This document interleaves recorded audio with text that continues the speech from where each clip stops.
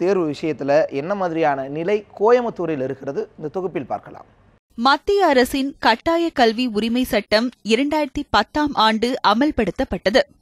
இதில் அனைத்து வகை பள்ளிகளில் ஆசிரியர் தகுதி தேர்வில் தேர்ச்சி பெற்ற ஆசிரியர்களே பணியமர்த்த வேண்டும் என தெரிவிக்கப்பட்டிருந்தது.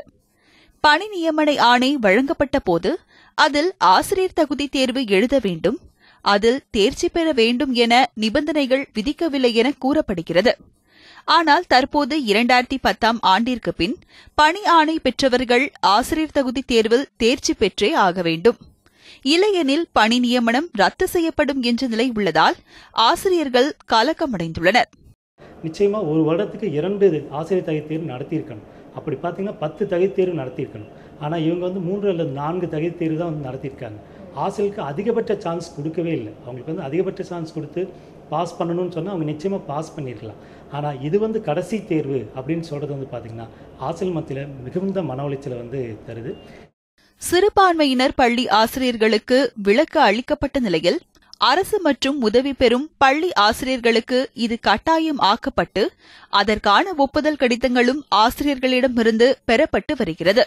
எனவே வருகிற ஆசிரியர் தகுதி தேர்விலேயே கட்டாய தேர்ச்சி பெற வேண்டும் என்ற ஆணையை மாற்ற வேண்டும், அல்லது 2010ஆம் ஆண்டிற்கு பின் பணியாணை பெற்றவர்களுக்கு இந்த தேர்வில் இருந்து விலக்களிக்க வேண்டும் எனவும் ஆசிரியர்கள் கோரிக்கை வைக்கின்றனர். பல பணி நிமித்தங்கள் காரணமாக என்னால் கடந்த டெட்டு கூட பாஸ் பண்ண முடியல. இப்போது இந்த டெட்டுக்கு உண்டான தயாராகிறதுக்கு உண்டான சூழ்நிலை வந்துட்டு இருக்கும்போது இப்போது கடைசியாக இங்கே ஒரு ஆர்டர் வந்திருக்கு. என்னென்னா, இந்த டெட்டு உங்களுக்கு கடைசி வாய்ப்பு, இந்த டெட்டில் நீங்கள் ஃபெயில் ஆகிற பட்சத்துலையோ அல்லது எழுதாத பட்சத்துலையோ நீங்கள் வெளியேற்றப்படுவீர்கள். அதற்கு ஒரு ஒப்புதல் கடிதம் கூட வாங்கிட்டாங்க. இதுதான் ஆல் ஓவர் தமிழ்நாடு நடந்திருக்கிற விஷயம். உன்னதமான தங்கள் ஆசிரியர் பணியை தொடர இதுவே கடைசி வாய்ப்பு என்ற நிலையை தவிர்த்து தேர்ச்சி பெறு வாய்ப்புகளையாவது அதிகரித்து தர வேண்டும் என்பது இவர்களின் வேண்டுகோள். ஒளிப்பதிவாளர் ரமேஷ்குமாருடன் ஷெர்லி, நியூஸ் 7 தமிழ், கோவை.